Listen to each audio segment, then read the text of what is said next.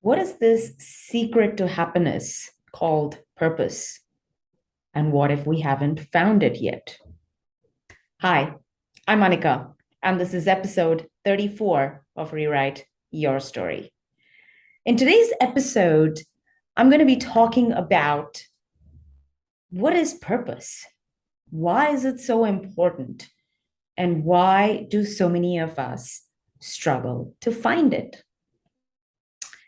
So, purpose is meaning to existence. Yeah. It provides a meaning to the existence of people, to the existence of companies. I mean, we've heard of purpose driven mission for success when you're talking about a company, or we've talked about or heard about someone finding their calling as them having found the secret to their happiness, they having found the meaning in life. So, why is purpose so important for the existence of our living? Let's talk about it from the aspect of goal setting. We all make goals.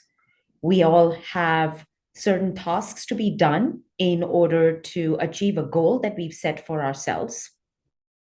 Sometimes we stay on task, sometimes we make it to the goal, sometimes we don't. Think about the goals where you're so motivated that no matter what comes your way, you stay on, you overcome the challenges, and you make it happen. Yeah. This may be an example of sitting for hours at a consulate office because you need to get travel approvals for an event, which is a life-changing event for you, it's a dream event for you, or it's an extremely critical event for you, something which is very significant for personal reasons or professional reasons. You'll put yourself through inconvenience, through stresses and pressures in order to overcome the challenges that come on that path of achieving that goal. Why? And that is where the answer lies. You're able to do it. You keep yourself motivated and you keep pushing against some of the hardest challenges because you have a strong why behind that particular goal that you have set for yourself. Purpose gives us the reason to keep pushing forward, even when it gets really, really tough. So, how does that work in the aspect of purpose for life or purpose for a business? Purpose in a business provides clarity over the decisions that need to be made, keeping in focus and at the center the best interests of the company and the customers. When we're talking about life, purpose helps us design the future that we really want, that we truly want, the one that is completely ours on our own terms in the way that we want it.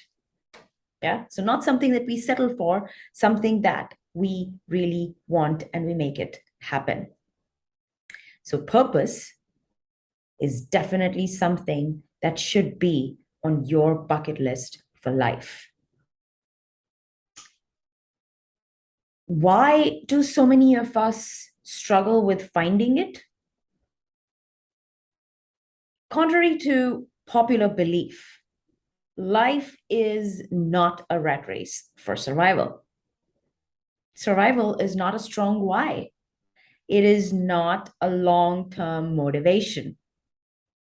See, we can do whatever it takes to survive for some time, but at some point, we are going to either get fatigued, we're going to lose interest with it, with the choices that we've made. Maybe it's the career path, maybe it's the city that we chose to live in, maybe it's the company that we chose to work with, maybe it's the relationship that we chose to stay in. The motivation is for survival is not long term. It is not something which is supported with a strong why, and it doesn't keep us happy for too long. That's why we go out there seeking for something else. That's why we find some empty void that needs to be filled within ourselves. That's why we want more, more of something, more of finances, more of a quality of life, more of the love and relationships, more of the financial abundance that we seek for the vision of life that we aspire for ourselves. So what happens?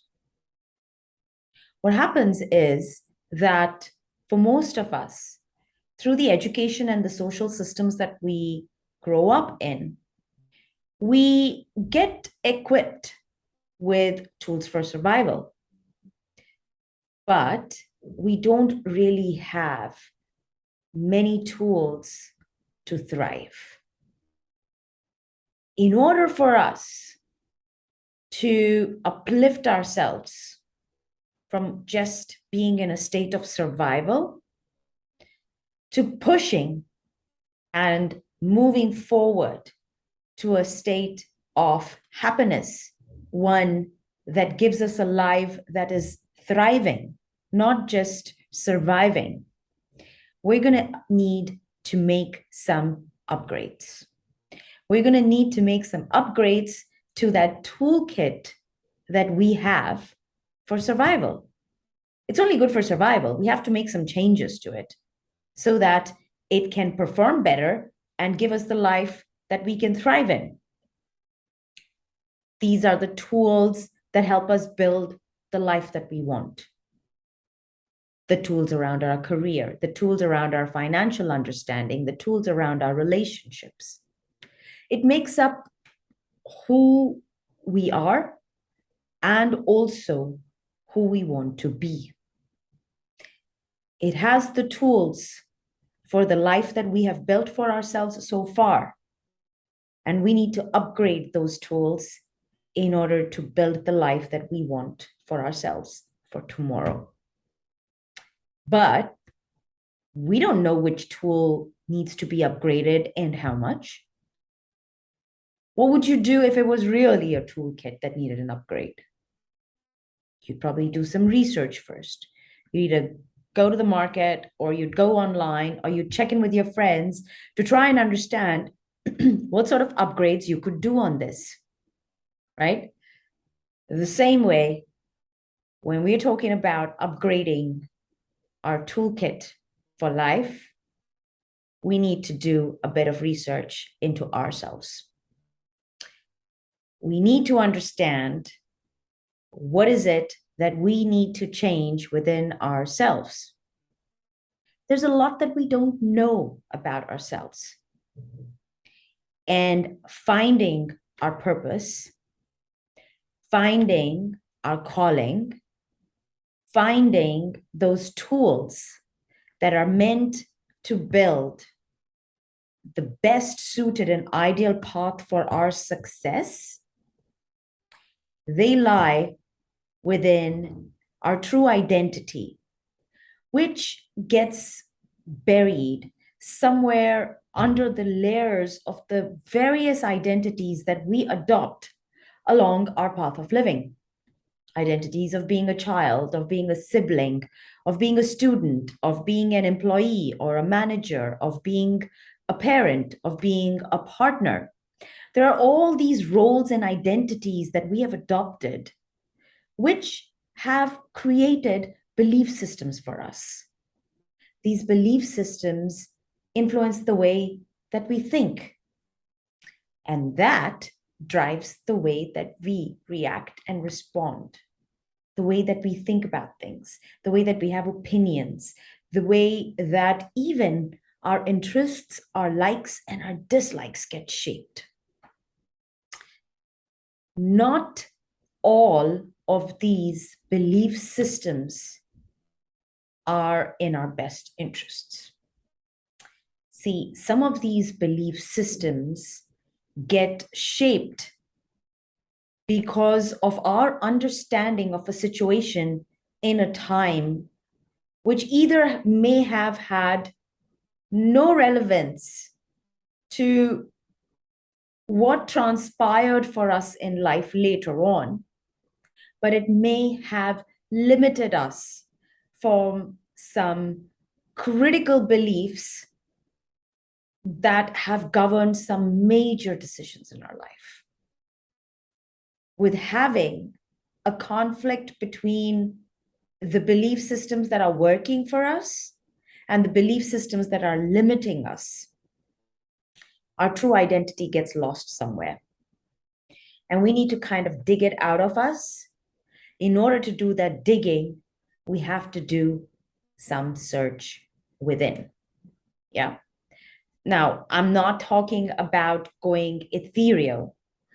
What we're talking about is trying to rediscover ourselves and go down a path of self-awareness to understand what may be the best suited path for success on our aspirations for a better future.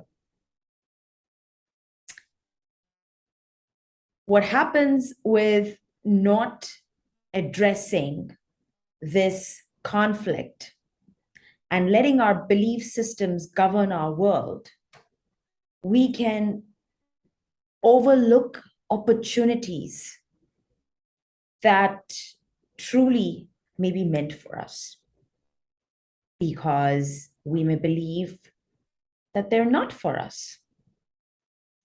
This happened with me when I went down on my path of search, seeking my purpose. I was in a corporate life for several years, successful, doing really well, but there wasn't enough satisfaction. I wasn't happy. I knew that it wasn't my purpose. It wasn't my calling. So I went out looking for it. During that path of search, which went on for a few years, I was presented with several opportunities which involved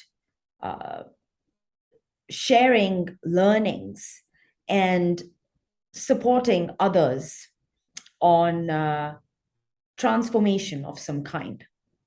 So these were opportunities around teaching, around mentoring, around advising. And I laughed away at several of these opportunities when they first came by because I had a belief system that limited my understanding of my ability of being anything that was in the realm of teaching. I had a negative relationship with the experience of teaching. And this came from my childhood. My mother was a highly respected teacher through her almost 40 years of career. Her students, even after 2 decades of graduating out of school, would be checking in on her. And this was because of the mark that she left on their lives, because of the nurtured bond of learning and transformation that she had developed with them. And they remembered her, respected her, and looked up to her for that for years later in their life, because they had been taught not just what to learn, but how to learn, which is a critical difference, I think, for many of us coming through the traditional education system. Nevertheless, for this wonderful learning experience that several students had been able to benefit from through my mother, I unfortunately did not have this opportunity. And so I sort of suffered from this FOMO effect for years, that I had missed out on being taught by perhaps one of the best teachers that I had ever heard of from others. um, and thus, I laughed away at any opportunity that came across to me when I was down on my career path in my corporate world, because I believed that I probably would not be good at it. I wasn't meant to be a teacher. I had this negative relationship with the experience of teaching, so I just strayed away from it completely. It was only down a few years over that path of search for my purpose that I discovered that my purpose too, like my mother, is to share my learnings, share my insights and my experiences in support of others who are on a path of change, on a path of transformation for themselves, to bring about positive impact in their own life and the lives of others. My only regret is I wish I would have found my purpose earlier, because I would have been able to support many people than I have been able to so far. I also believe that I would have been able to contribute and make a bigger impact than I have been able to so far. Because I would like to do everything that I can